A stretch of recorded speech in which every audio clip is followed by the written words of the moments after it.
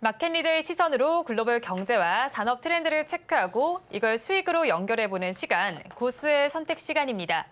오늘은 리더스 인덱스의 박주근 대표와 함께합니다. 어서 오세요. 네, 안녕하세요. 네, 오늘 대표님과 이야기 나눠볼 주제 화면을 통해서 살펴보겠습니다. 네, 오늘의 주제입니다. 코로나19 방역 규제가 대폭 완화되면서 해외여행길에 나선 사람들이 늘고 있습니다. 그럼 항공주는 주가도 이제 이륙할 준비가 끝났다라고 봐야 할지, 엔데믹의 바람을 타고 주가 계속해서 올라갈 수 있을지 살펴보겠습니다. 관련한 자세한 내용 살펴볼 텐데요. 그런데 오늘 살펴보니까요, 관련 섹터 내에서는 여행주와 또 항공주의 희비가 좀 엇갈린다라고 봐야겠습니다. 특히나 또 LCC 항공사들의 경우에는 1분기에 실적이 개선됐지만 오늘 시장에서 보니까 제주항공은 크게 오르고 있지만 나머지 항공사들은 그렇게 큰 강세를 보인다라고 보기는 어려울 것 같습니다. 네. 그럼 이 부분은 어떻게 저희가 해석을 하면 좋을까요? 최근에 혹시 여행 가보셨나요? 최근에 저는 여행을 좀 많이 자제하게 되는 것 같아요, 대표님. 네. 최근에 그 여행 다녀오신 분들 보면 네. 요즘은 그 MZ 세대들은 주로 본인이 항공권을 예매하고 네. 본인 호텔 예매 이렇게 하지 않습니까? 항공료가 굉장히 비싸졌다. 대표님은 그러니까, 가보셨나 보네요. 네, 엔데믹 이전에 한번 가본 분들은 그처럼 느낄 건데 네. 다시 실무로 돌아오면 항공료가 굉장히 비쌌습니다. 그렇죠. 그게 바로 1분기 실제로 다 나타났고 오히려 그게 지금 발목을 잡고 있는 거죠. 왜냐하면 하반기에도 이렇게 항공료가 비쌀까라는 투자자들의 이제 심리가 작동한 겁니다. 네. 다시 말해서 피크아웃 딜레마에 빠진 거죠. 이게 피크아웃 아닌가? 우리가 빠져서 1분기 실적이 굉장히 좋았죠. 1분기 실적 좋았는데 역시 주가는 선행지수기다 보니까 네. 하반기에는 이 피크아웃이 계속 갈 수 있을 때 부담스럽지 않을까라는 이런 우려가 네. 현재 2분기에 주가로 반영되고 있어서 여행주는 이제 엔데믹이 됐기 때문에 지속적으로 여행주는 올라갈 수 있지만 항공주는 1분기의 피크아웃이 2분기까지 가기에는 조금 무겁다. 이런 게 시장에서 반영되고 있는 것 같습니다. 네, 그러면 지금 1분기 실적을 좀 하나씩 좀 짚어주시면 좋겠는데요. 네. 1분기가 가장 고점이었다라고 분석을 하시는 걸까요? 그렇죠. 특히 제주항공의 경우에도 보면 저 실적이 2019년 이후에 최고의 실적입니다. 네. 그러니까 굉장히 좋은 실적이고 진에어 같은 경우도 마찬가지고 티웨이 항공은 더 실적이 좋았는데 네. 이유가 그러니까 멀리 가는 그 노선을 많이 가지고 있기 때문에 그에 대한 항공료를 더 많이 받았어요. 그러니까 이런 부분 때문에 실적이 좋아서 전체적으로 LCC가 여행 엔데믹과 함께 굉장히 이 수익이 좋았던 얘기는 네. 실제 항공 편수를 보면 그 이전보다 줄었어요. 줄었는데 실적은 좋아졌잖아요. 그만큼 항공료가 비쌌다. 이렇게 봐야 되는 거고, 그러면 하반기에는 편수는 더 늘어날 거고, 그러면 항공료는 아마 더 줄어들 건데 네. 그 이익을 유지할 수 있을까라는 게 시장에 이제 반영되기 시작하는 거죠. 그런데 항공 편수가 늘어나지만 항공료가 떨어지기 때문에 그럼 어떻게 이게 이익으로 반영될 것인가가 그렇죠. 물음표인 상황인 것 같습니다. 네네. 그렇다면 지금 또 살펴봤을 때 저희는 환율 상황과 유가 상황도 좀 짚어보면 좋겠습니다. 네. 환율의 경우에는 약 4개월 만에 최저치를 찍고 있는 상황이고요. 또 국제 유가는 감산을 한다라는 소식 속에서도 지금 유가가 하락세를 보이고 있습니다. 네. 그렇다면 사실 지금 살펴봤을 때 지금 유가가 지금 하락세를 보인다라는 점, 그리고 환율이 내림세를 보인다라는 점은 항공주에는 우호적인 환경이 조성됐다라고 분석을 할 수 있을 것 같습니다. 그럼 이런 요인들이 항공주에 어떤 영향을 미치게 될까요? 우선 2분기 실적은 끝났고 네. 3분기 하반기를 접어들었지 않습니까? 항공주를 볼 때는 그 세 가지 이제 변수가 있는데 첫 번째는 탑승률이죠. 탑승률과 두 번째는 유가 그리고 그다음 환율 이 세 가지를 주로 이제 우리 항공주를 볼 때는 보는데 우선 탑승률을 보면 최근에 갑자기 이제 항공주가 약간 상승을 한 이유는 5월달 발표를 보니까 2020년 1월 이후 최대치였다. 네. 예, 탑승률과 이 운항 횟수 이런 게 최고치였다. 이게 이제 항공주가 좋지 않은가 이렇게 반영해서 올라간 거고 최근의 환율을 보면 네. 1270원까지 떨어졌어요. 그리고 이제 환율은 우리가 또 뭘 봐야 되냐면 CPI가 이제 발표되지 않았습니까? 그렇죠. 예, 4%포인트 우리가 0.9% 낮아졌으니까. 네. 그러면 미국의 FOMC가 이제 곧 금리 발표할 텐데 금리로 오를 가능성은 낮다 이렇게 보는 네. 거고 그렇게 되면 환율은 더 안정화로 갈 것이다. 환율도 우호적으로 바뀌었습니다. 네. 마지막 유가인데 아까 보셨지만 유가가 전체적으로 어제는 약간 올랐지만 전체적으로 하락 추세에 있습니다. 보통 보면 주 초보다도 $70 그러니까 텍사스 WTI를 우리 좀 보니까 네. 70달러에서 지금 60달러대로 떨어졌죠. 그러네요. 예, 그래서 네. 지금 유가도 떨어져서 요 세 가지, 그러니까 탑승률이 올라가고 있고 유가도 지금 하락세 추세에 있고 마지막으로 환율이 좀 안정되면 네. 뭐 비행기 그 항공주들은 훨씬 더 지금 호재로 이제 봐야 되는 거죠. 그래서 항공주를 볼 때는 하반기에는 괜찮지 않을까 이렇게 네. 보는 이유 중에 하나입니다. 항공주를 바라보실 때 세 가지 요인을 일단 체크를 하시면 좋겠습니다. 탑승률 살펴보시고요. 유가도 살펴보시고 환율까지 체크를 꼭 해보시면 좋겠습니다.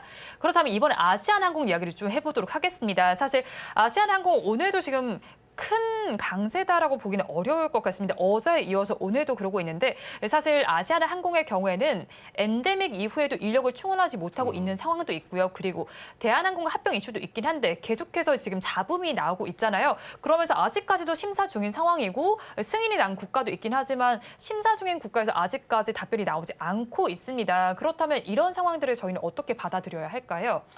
우선 그 한진그룹의 조원태 회장은 아마 이 아시아나 항공 합병 승인에 무조건 올인을 해야 될 겁니다. 네. 첫 번째는 그 이유는 이제 뭐냐하면 기억하시겠지만 그 한진그룹이 경영권 분쟁이 있지 않았습니까? 그 3사 합병과 뭐 이렇게 그 세 명이서 하고 이쪽은 또 그 분쟁이 있을 때 산은이 백기사를 데려줬거든요. 네. 그러니까 산은이 백기사 역할을 해주는 조건이 아시아나 항공 합병 승인이었습니다. 네. 합병하는 조건이면 그렇죠. 네. 도와주겠다는 조건이기 때문에 조원태 회장 입장에서는 아시아나 항공의 합병이 어떻게 보면 경영권을 수호하는 중요한 이유이기 때문에 올인을 할 수밖에 없다. 그런데 문제는 방금 보셨듯이 네. 승인된 국가 중에 지금 심사 중인 국가가 제일 중요해요. 그러네요. 예, 유럽하고 미국하고 일본이니까 사실 우리나라 그러니까요. 네. 항공사 입장에서 가장 중요한 네. 곳이죠. 근데 이곳이 지금 특히 그 어제 지난주에 미국의 블룸버그나 외신 기사들을 보면 네. 이번 합병 승인에 대해 부정적인 지금 기사가 나오기 시작했거든요. 그래서 굉장히 우려스럽긴 한데 조원태 회장 입장은 굉장히 그 끝까지 갈 것이다라고 지금 의지를 밝히고 있는 것도 바로 그 기념권 네. 때문이고 어느 정도 이 조원태 회장이 이 부분에서 지금 굉장히 심리를 기울여하면 항공사들은 제일 중요한 게 그 국가나 그 공항에 몇 개의 슬롯을 확보하느냐가 되게 중요합니다. 네.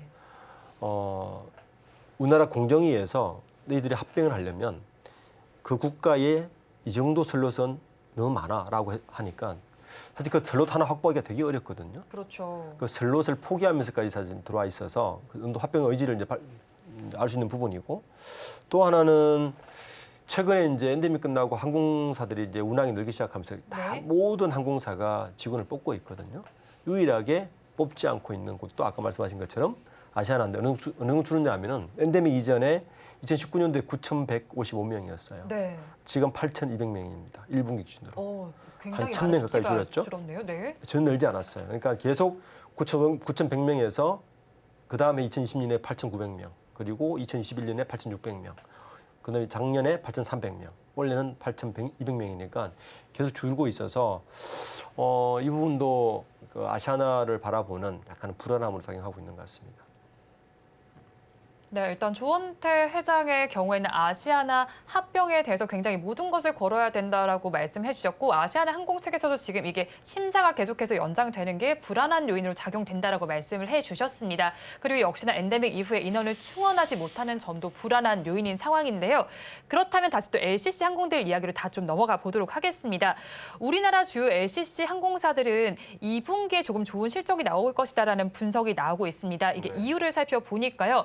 지난달과 비교했을 때는 많은 노선이 조금 더 화랑을 보이고 있고요. 그중에서 장거리 노선이 굉장히 좋은 모습을 네. 보였습니다.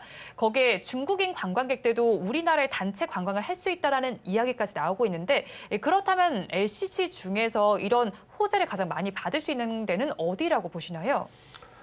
지금 주가는 아무래도 그 휴가 시즌에 대한 기대감으로 주가 뜨겠죠.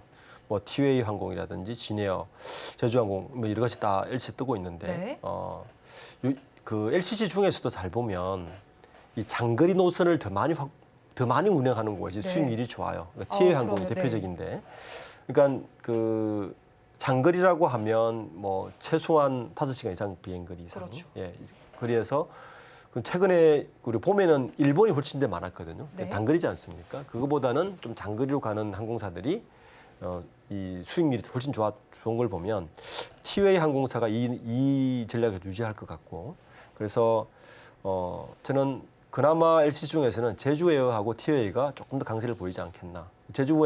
제주항공은 아무래도 LCC 중에서는 네. 항공 편수 확보가 가장 많이 돼 있는 곳이고, 티웨이 항공은 노선 자체가 좀 수익성이 많은 괜찮은 노선을 갖고 있는 것도 하나의 강점이라서, 역시 특히 또 이제 이 대형기 운항 효과도 있거든요. 네. 그러니까 대형기 운항 효과가 탑승률이나 이런 게 훨씬 좋기 때문에, 그런 면에서 본다면 제주항공하고 티웨이가 약간 2분기 이후에는 좀 더 실적 부분에서는 좀 더 좋지 않을까라는 생각을 하고 있습니다. 네, 일단 LCC 중에서는 제주항공과 티웨이를 조금 긍정적으로 전망을 네. 해주셨습니다. 그렇다면 저희 저비용 항공사들 다 짚어봤는데 그럼 풀 서비스를 제공한 항공사들의 전망은 어떻게 보시나요? 우선 우리가 방금 이야기했듯이 아시아나항공하고 지금 대한항공밖에 없는데 네. 합병이 있죠. 네. 엔데믹 때는 이 대한항공이 그나마 이익을 볼 수 있었던 것이 화물 운송이었습니다. 그렇죠. 화물 운송이 네. 어느 정도 커버를 해줘서 그 정도 매출과 수익성을 지키고 있어 영업이익을 낼 수 있었는데, 지금은 저는 정부가 이 부분에서 굉장히 좀 손을 놓고 있는 것 같아서 조금 답답한 부분이 있는데, 그러니까 공정거래위원회에서 합병 승인 요건으로 아까 말씀드렸던 네. 슬롯을 줄이라고 했어요. 네. 지금 보면 영국에서만 17개 중에 7개를 줄였습니다. 네. 그리고 중국에서 9개 슬롯을 이미 내놨어요. 네. 슬롯은 사실은 항공사 핵심 자산인데, 그렇죠. 이걸 내놓으면 결국에는 매출이 줄 수밖에 없는 구조를 가지고 있어서 네. 정부에서 조금 이 부분은 어쨌든 국적기이기 때문에 네.